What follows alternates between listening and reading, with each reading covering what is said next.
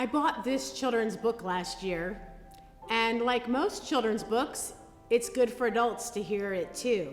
The book is called Ron's Big Mission by Rose Blue and Corinne Nadan, and it's illustrated by Don Tate. It's a true story about a young black boy in the 1950s who loves looking through all the books on airplanes and space and dreaming about becoming a pilot and an astronaut.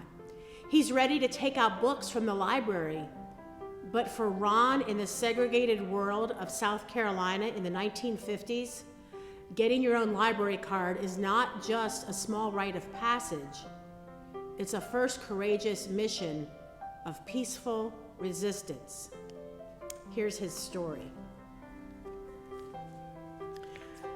"You're up early this morning, Ron. What's the rush?" asked Mrs. McNair. "Come and have your breakfast. I made some oatmeal." "I have to go, Mama," said Ron, tying his sneakers. "I have something to do this morning." "You always have something to do," said his mother with a smile. "Just be home by lunchtime, okay?" Ron was 9 years old. That morning, he left his house with a plan. He'd been thinking about it for a long time.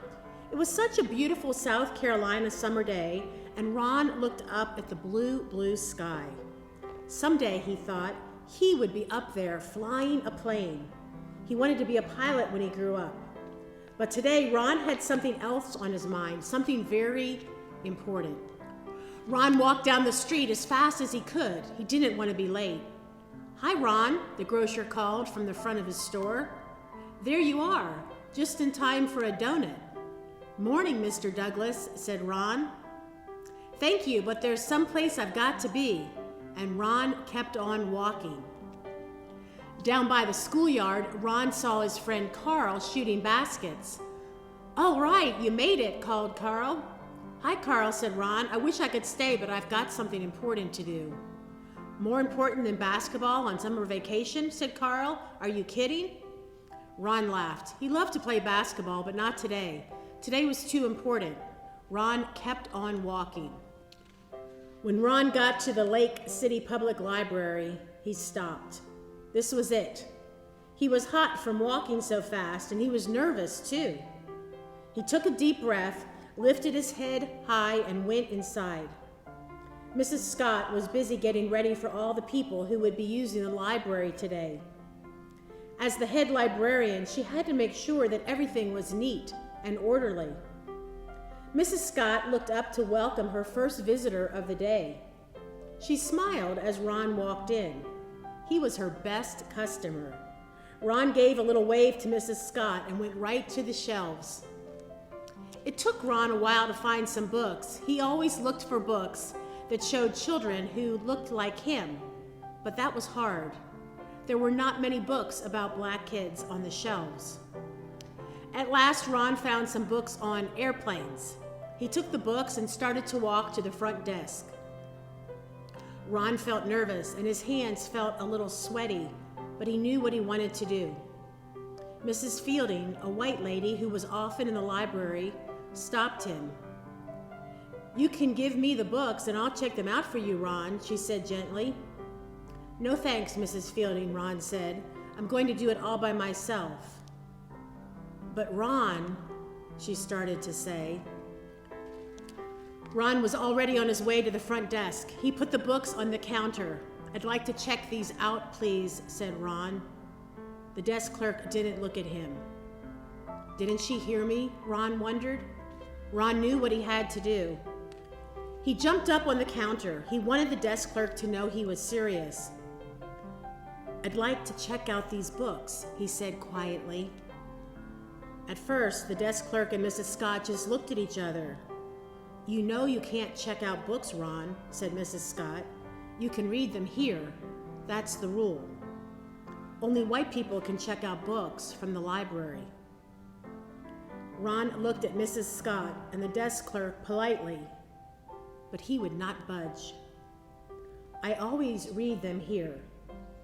Today, I want to check them out," said Ron. Mrs. Scott and the desk clerk did not know what to do. Ron wouldn't get off the counter. People were staring. Finally, the desk clerk called the Lake City police. 2 policemen came right over. "Let someone check out the books for you, son," said one of the policemen. "You know the rules." But Ron just shook his head. He would not budge. Now Mrs. Scott called Ron's mother. Mrs. McNair came to the library very quickly. "I know how you feel, baby," she said, "but you have to follow the rules." "I can't, Mama," Ron told her. "It's wrong. The rules are not fair.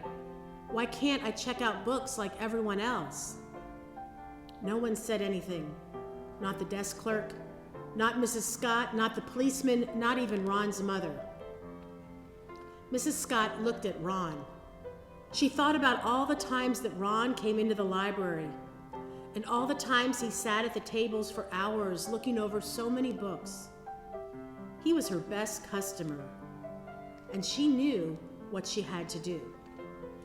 Mrs. Scott walked back into her office and started writing. Ron wondered what she was doing. Mrs. Scott returned and handed Ron a library card. His library card. Ron looked at Mrs. Scott and smiled. As he jumped to the floor, he thought he saw her smile too. "I'd like to check out these books, please," he said, handing the card to the desk clerk.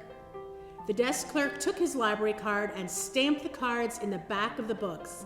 "These are due back in 2 weeks," she said. Ron smiled. "Thank you," he said. He tucked the books under his arm and took his mother's hand. Together, they walked home. Ron couldn't wait to get to his room and open to page 1.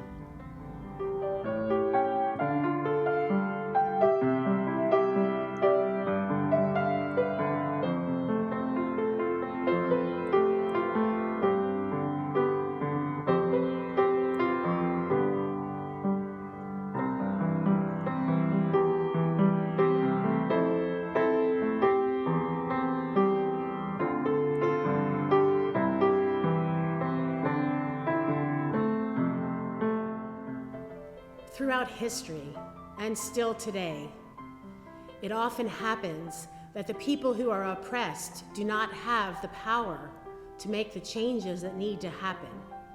And so they can only speak up and stand up.